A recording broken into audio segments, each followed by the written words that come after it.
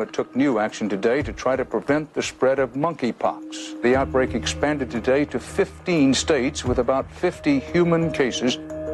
As panic spreads across the country, CDC investigators narrowed down their search. Because monkeypox has been transmitted from animals to humans in Africa, they focus on animals that victims may have come into contact with prior to their illness. They get a hit. Both little girls named Cheyenne had recently been given the same type of exotic pet. On Mother's Day weekend, we got 2 prairie dogs. We named them Chuckles and Chewy. Cheyenne had picked up one of the prairie dogs, and I told her to put it back because it looked like it had a cold or something. And while she was walking back to its cage to put it away, it had bitten her. The doctor asked where the animal was now, and we told him that it died. And he got almost frantic.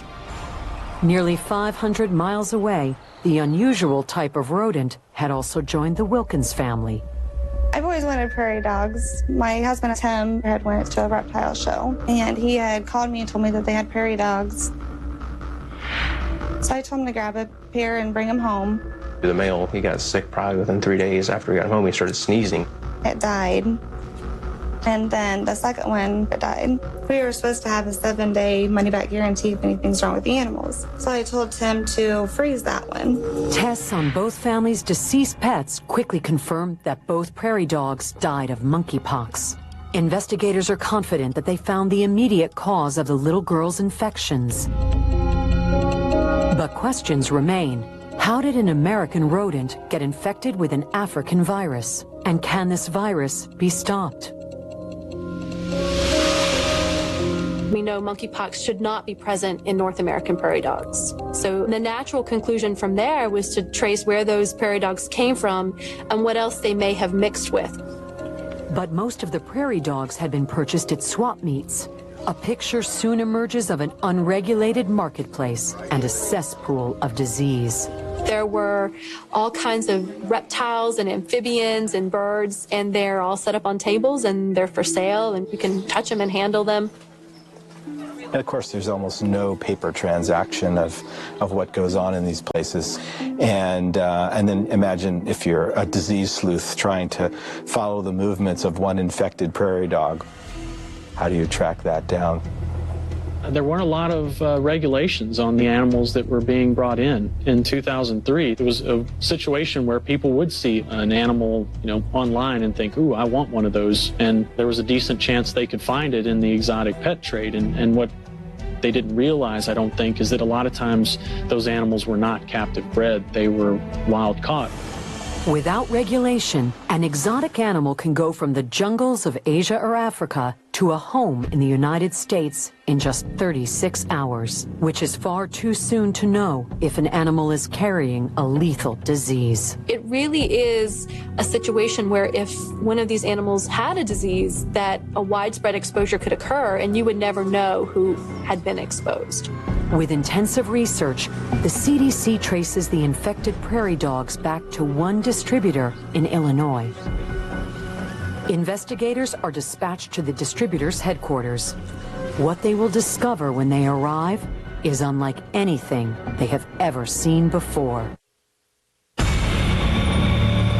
The Midwestern United States is in the midst of an outbreak of monkeypox, a disease never before seen in America. In just 4 weeks, 71 people have become infected. Now investigators raid a pet distributor in Illinois, trying to figure out how this African virus landed in America.